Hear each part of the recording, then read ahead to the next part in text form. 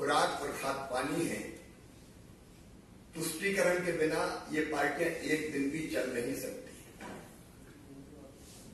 सिर्फ अपने vote bank को बनाए रखने के लिए ओबीसी का आरक्षण छीनकर एक विशेष धर्म के लोगों को देना, क्या यह न्याय संगत है? पश्चिम बंगाल में ममता बनर्जी उनकी वोट बैंक की राजनीति पर अब माननीय हाईकोर्ट ने तमाचा मारा है। हाईकोर्ट से उनको सरकार मिली है। कोलकाता हाईकोर्ट ने पश्चिम बंगाल में 2011 में 2010 के बाद से जो अल्पसंख्यकों को ओबीसी सर्टिफिकेट जारी किए थे, कई जातियों को जारी किए थे, वो सारे के सारे रद्द करने का फैसला सुनाया है। सत्ता संभालते ही ममता जी ने वोट बैंक की राजनीति की और ओबीसी सर्टिफिकेट बांग्लादेशी और रोहिंग्याओं तक के बना दिए गए। 118 जातियों को ओबीसी श्रेणी में डाला और बिना किसी नियम का पालन करते हुए अल्पसंख्यकों को भी ओबीसी के सर्टिफिकेट जारी कर दिए गए, जिसे पश्चिम बंगाल के हाई कोर्ट ने असंवैधानिक बताया है और उसे रद्द करने का फैसला लिया है। मित्रों, सिर्फ वोट बैंक की राजनीति करने वाली ममता जी की कलई खुल गई है, लेकिन तुष्टीकरण पर उतारू ममता बनर्जी हाई कोर्ट के फैसले को मानने के बजाय अब वो ये कह रहे कि मैं ये फैसला नहीं मान रही, ये फैसला लागू नहीं होगा, कि ये संविधान का अपमान नहीं है। ममता बनर्जी अपने आप को समझती क्या है? क्या वो संविधान के ऊपर है? आजादी के बाद आज तक जिम्मेदार पद पर बैठे, संवैधानिक पद पर बैठे हुए किसी व्यक्ति ने कभी ये नहीं कहा कि मैं कोर्ट के फैसले को नहीं मानूंगा। ये अहंकार की और अराजकता की पराकाष्ठा है। धर्म के आधार पर आरक्षण देने वाले मुख्यमंत्री को एक दिन भी पद पर, क्योंकि धर्म के आधार पर आरक्षण देने की व्यवस्था संविधान में नहीं है, एक दिन भी पद पर रहने का अधिकार नहीं है। मित्रों, कल राहुल गांधी जी ने भी एक बड़ा सच स्वीकार किया। उन्होंने स्वयं ये कहा एक कार्यक्रम में जिसका नाम था संविधान सम्मान सम्मेलन, उन्होंने साफ कहा कि पूरा सिस्टम लोअर कास्ट के खिलाफ है। मैं अंदर रह के सिस्टम को देख रहा हूं। मतलब पंडित जवाहरलाल नेहरू जी ने, इंदिरा जी हो, राजीव जी हो, बाद में मनमोहन सिंह जी, राहुल गांधी जी ने इस सिस्टम को अंदर रहकर देखा है और अब बोल रहे हैं कि पूरा सिस्टम लोअर कास्ट के खिलाफ है। भारतीय जनता पार्टी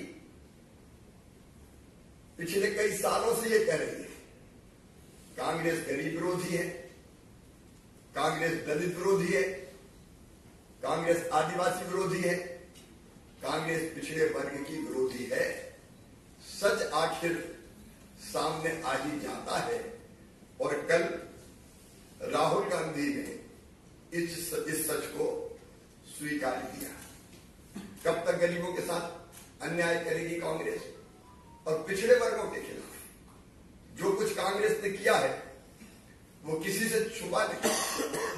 40 साल तक ओबीसी कमीशन को कांग्रेस ने संवैधानिक मान्यता नहीं दी।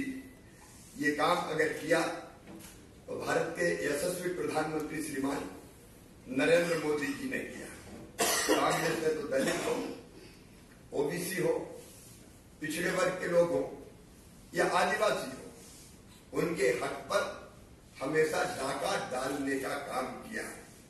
कांग्रेस शासित राज्यों ने, आंध्र प्रदेश और कर्नाटक में भी ओबीसी के हकों पर डाका डालकर अल्पसंख्यकों को आरक्षण देने का पाप किया, अपराध किया। ये कांग्रेस की सरकार थी जिसने अलीगढ़ मुस्लिम यूनिवर्सिटी और जामिया मिलिया इस्लामिया जैसे शिक्षण संस्थानों में भी ओबीसी, दलित और आदिवासियों के आरक्षण को खत्म करने का पाप किया है। बाबा साहब ने तो कांग्रेस का, भारत रत्न डॉक्टर बाबा साहब अम्बेडकर जी की मैं बात कर रहा हूं, उन्होंने कांग्रेस का कदम कदम पर विरोध किया। बाबा साहब चुनाव न जीत जाए, चुनाव जीतने से रोकने के लिए कांग्रेस ने कई बार रोड़े अटकाए। पंडित नेहरू और इंदिरा जी को तो उनके जीवित रहते ही भारत रत्न मिल गया था। बाबा साहब को भारत रत्न कब मिला?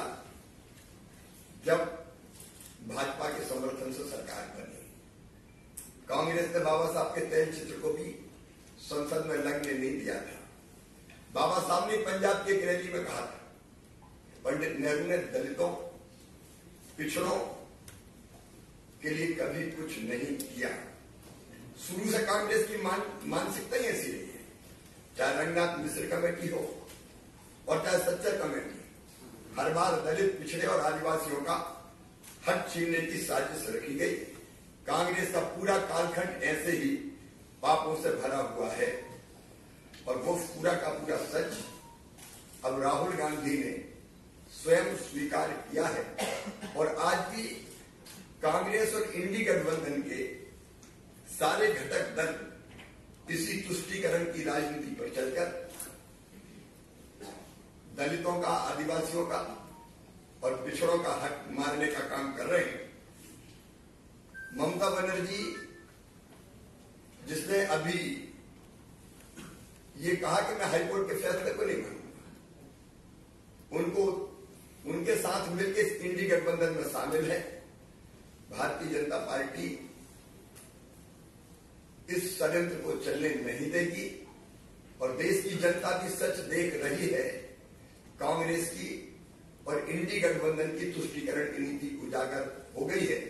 अब जनता इसका जवाब देगी और भारतीय जनता पार्टी अकेली 370 और एनडीए के साथ 400 सीटें पार करके अपनी सरकार बनाएगी।